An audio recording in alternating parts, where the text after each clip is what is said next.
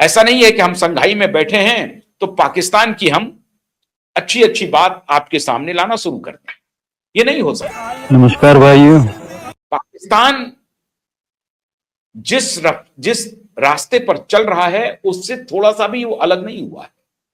अब ये संकेत चाइना में बैठ करके उस पाकिस्तान को देना है जो पाकिस्तान अभी ट्रंप की गोदी में जाकर के बैठ गया है और एक प्रकार से ट्रंप के दलाल बन गए हैं।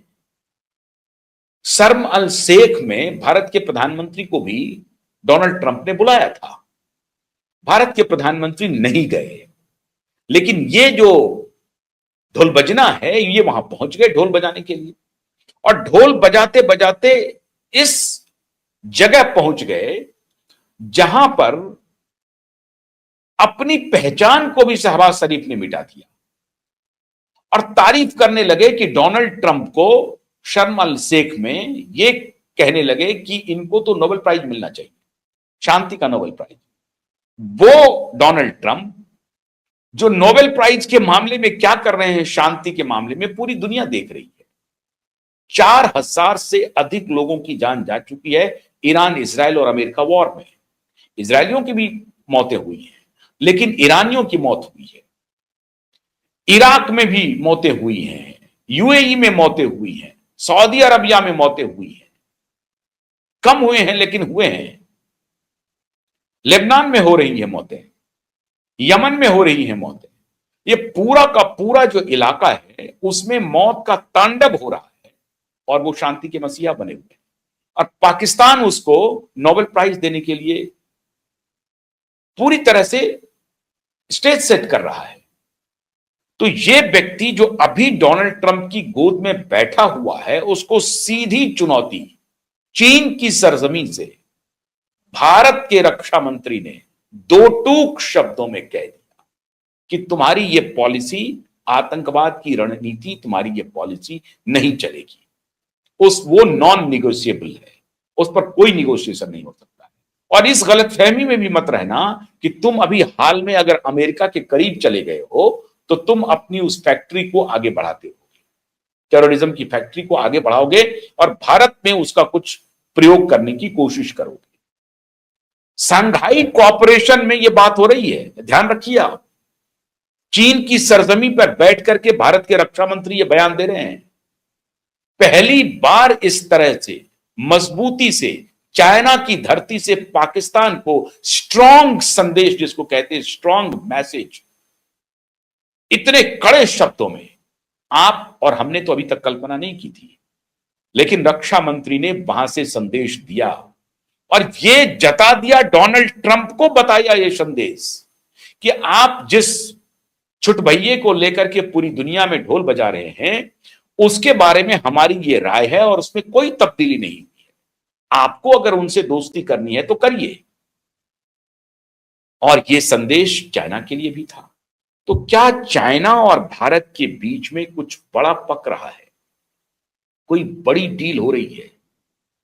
अगर चाइना में जाकर के रक्षा मंत्री इस तरह की बात कर रहे हैं, और आप देखे होंगे कि रक्षा मंत्री के रिश्ते चाइनीज प्रीमियर के साथ ठीक है, और मोदी जी ने भी अपने रिश्ते को अभी अच्छा किया है चाइनीज प्रीमियर के साथ, शी जिनपिंग के साथ।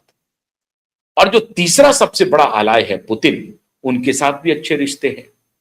तो क्या ये तीन रिश्ते जो तीन देशों के बन रहे हैं वो इतने प्रगाढ़ हो रहे हैं जो अब पूरी दुनिया में अकेला पड़ा हुआ ट्रंप के लिए बड़ी चुनौती बनने जा रहा है। एक तरफ भारत ट्रेड डील्स पे लगातार बढ़ते जा रहे हैं। अभी आपने देखा न्यूजीलैंड के साथ फ्री ट्रेड डील कर लिया और अगले 10 वर्षों तक उसमें बहुत सारी चीजों का जो डील के डिटेल्स हैं वो आ गए, लेकिन 0% पे आ गया है ट्रेड डील, मतलब 0 टैरिफ पर काम हो रहा है भारत और न्यूजीलैंड के साथ।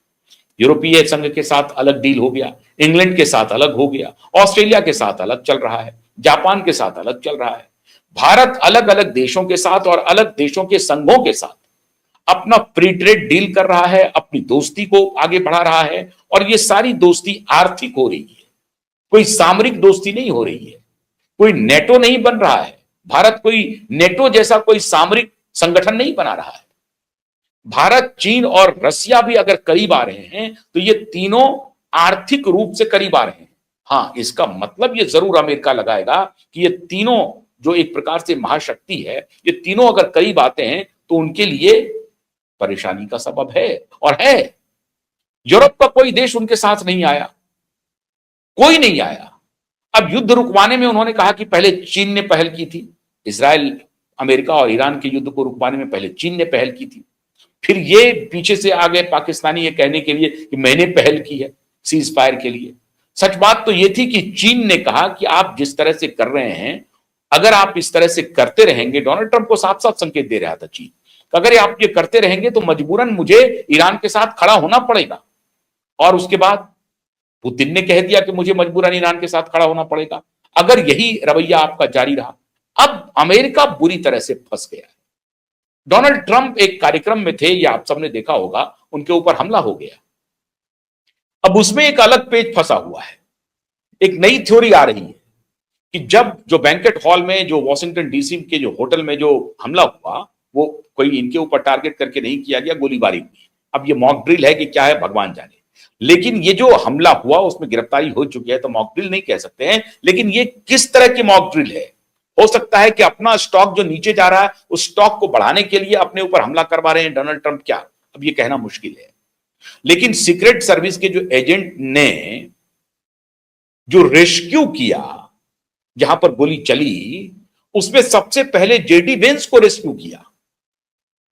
अब सफाई दे रहे हैं डोनाल्ड ट्रंप हर जगह जाकर के कि डिप्टी प्रेसिडेंट को, वाइस प्रेसिडेंट को सीक्रेट सर्विस के एजेंट ने सबसे पहले रेस्क्यू किया instead of president of America को। ऐसा कैसे हो गया? तो इसका मतलब जेडी वेंस वहां ताकतवर हो रहे हैं क्या? डोनाल्ड ट्रंप कमजोर हो रहे हैं क्या? क्या बात हो गई? डोनाल्ड ट्रंप ने इसके ऊपर सफाई दी है। उन्होंने कहा है कि नहीं, हम तो ये देखना चाह रहे थे कि यहां पर क्या चल रहा है, तो हमने जेडी वेंस को कहा कि आप इसे लेके जाओ, हम बाद में आते हैं। ऐसा थोड़ी होता है। ये प्रोटोकॉल है सीक्रेट सर्विस का कि अगर कहीं पर राष्ट्र प्रेसिडेंट ऑफ अमेरिका किसी कार्यक्रम में मौजूद है या कहीं भी मौजूद है और वहां पर अगर किसी प्रकार की गोलीबारी की घटना हुई है या किसी प्रकार की हाथापाई की, बलबे की, कुछ की भी घटना है, तो सीक्रेट सर्विस एजेंट की सबसे बड़ी जो जिम्मेदारी है, जो उनके प्रोटोकॉल में आता है कि सबसे पहले अमेरिकी प्रेसिडेंट की रक्षा की जाए, देन अदर्स। लेकिन यहां क्या हुआ? उस बैंकेट हॉल में सबसे पहले जेडी वेंस को रेस्क्यू किया गया और बाद में डोनाल्ड ट्रंप को। तो डोनाल्ड ट्रंप अब इसको किसी तरीके से बताने की कोशिश कर रहे हैं। मतलब क्या सीक्रेट सर्विस के एजेंट की प्राथमिकता में भी डोनाल्ड ट्रंप नहीं है? क्या वहां सीक्रेट सर्विस के एजेंट में भी एक गैंग बन गया है, ग्रुप बन गया है? डोनाल्ड ट्रंप को कोई पसंद नहीं कर रहे हैं। लगातार वहां पर इस्तीफे की खबरें आ रही हैं, डिफेंस के लोग इस्तीफा देते जा रहे हैं। तो क्या वहां बड़ी तेजी से डोनाल्ड ट्रंप अंदर खाने, अब अमेरिका के अंदर अनपॉपुलर हो रहे हैं, दूसरी तरफ पूरी दुनिया में अनपॉपुलर हो चुके हैं। कोई देश उनकी मदद को नहीं आगे बढ़ रहा है। इजराइल तो एक वॉर कंट्री है पूरी तरह से, जो युद्ध में, युद्धरत वॉर कंट्री है, युद्धरत कंट्री है, युद्ध में शामिल है इजराइल, तो वो तो अमेरिका के साथ रहेगा ही। लेकिन इजराइल अमेरिका को छोड़ करके दुनिया का कोई देश इजराइल और अमेरिका के साथ ईरान युद्ध में शामिल नहीं है। इतना तो छोड़ दीजिए, जहां अमेरिकी अड्डे हैं, जो बेस हैं, जो अमेरिका के मदद पर केंद्रित हैं, वो यूएई उनके साथ नहीं आया, वो सऊदी अरबिया नहीं आया, यूएई के जितने देश हैं वो नहीं आए, और बाकी लेबनान, यमन तो उनसे लड़ाई ही कर रहे हैं, ईरान के साथ ही खड़े हैं। कोई नहीं आया, मिस्र नहीं आया, कोई नहीं आया। जिस सरमलंग से गए थे वो कोई खड़ा नहीं हुआ साथ।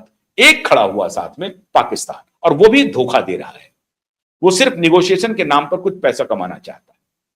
तो ये जो घटनाएं इतनी तेजी से बदल रही हैं मित्रों, उसमें मोदी की जो ये रणनीति है या मोदी की जो ये चाल है वो पुख्ता हो रही है कि मोदी किस तरह से विपरीत परिस्थितियों में भी रास्ता बनाए जा रहे हैं, और मोदी के मंत्री भी काम पर लगे हुए हैं।